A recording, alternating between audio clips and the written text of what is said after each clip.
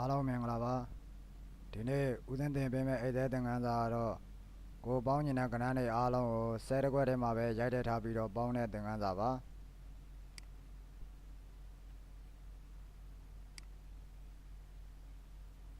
နမူနာအနေနဲ့50 60 80 80 90 100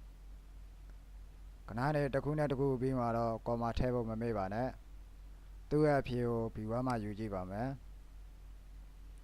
ပြီးရင် order နဲ့ F11 ကိုနှိပ်ပါ order ကိုနှိပ်ထားပြီး F11 ကိုနှိပ်ပါ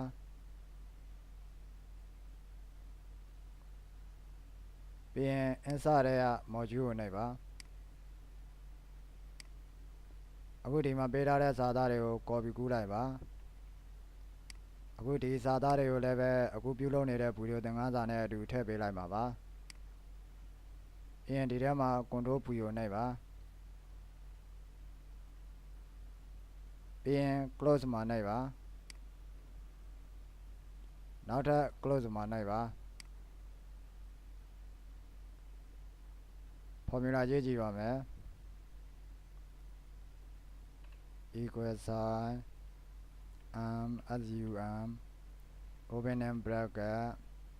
သူရဲ့ data ရှိတာတော့ A1 မှာဒါကြောင့်မလို့ A1 လို့ရိုက်ထည့်ပါမယ် A1 closing bracket ပြီးရင် enter ကိုနှိပ်ပါဒါဆိုလို့ရှိရင်အဖြေရလာပါပြီနောက်ထပ်30ထည့်ကြည့်ပါမယ်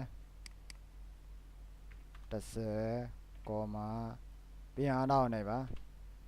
460ဖြစ်သွားပါပြီဒီလောက်ဆိုတော့အားလုံးနားလည်မယ်လို့ထင်ပါတယ်